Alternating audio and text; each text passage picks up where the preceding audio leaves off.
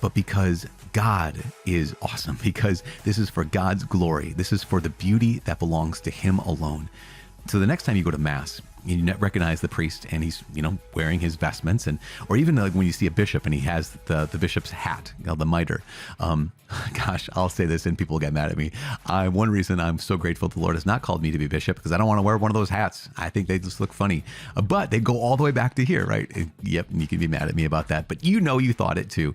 The turban of the Old Testament priest, that's the hat, right? That's the what signifies the fact that he is a kind of high priest in the old covenant. It's so beautiful. And so truly, I know I'm just saying that like tongue in cheek when it comes to like fashion sense, because truly, just like the vestments are meant to obscure the individuality of the priest, the mitre, that hat of the bishop, is meant to obscure the individuality of that bishop and highlight the fact he belongs to something greater than him. And that's what the vestments are for God's glory and for beauty. Last little note. We're going to read tomorrow morning, or tomorrow whenever you get this, from the next part in Psalm 119. And that prayer is just so powerful. So we'll talk more about that tomorrow. But it's important to note that not only with the priest's vestments, that it's meant to obscure his individuality and highlight the glory that belongs to God and the beauty belongs to the Lord. But you also noted that the 12 stones that the priest would carry over his heart were of the 12 tribes of Israel.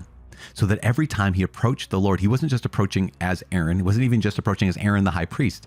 He was approaching representing all of the people, the entire kingdom of Israel, the entire people of Israel, all 12 tribes.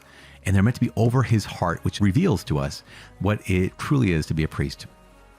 It is to be a father, and it is to carry the names of his sons and daughters in his heart as he approaches the Lord. That's the heart of the priesthood in so many ways. It's the heart of the Father.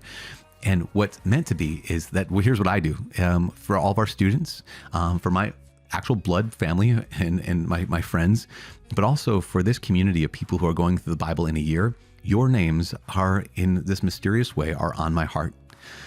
Because as a new covenant priesthood, as a New Testament priesthood, as a Catholic priest, what I'm called to be is called to be that spiritual father who has your names engraved over my heart, so that every time I approach the Lord in worship, I am bringing you with me into his presence. And so that's what your pastor does at your home parish. Your priest in your home parish, that's what he's doing too. Your names are inscribed and engraved over his heart, so that every time he approaches the Lord, he's not just approaching the Lord as Father Joe or as Father Mike. He's approaching the Lord as a priest of God with your name inscribed and engraved on his heart.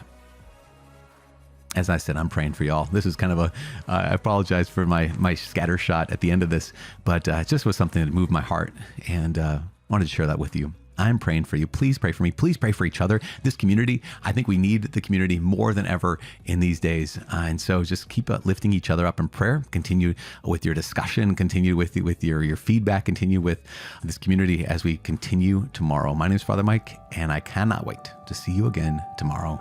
God bless.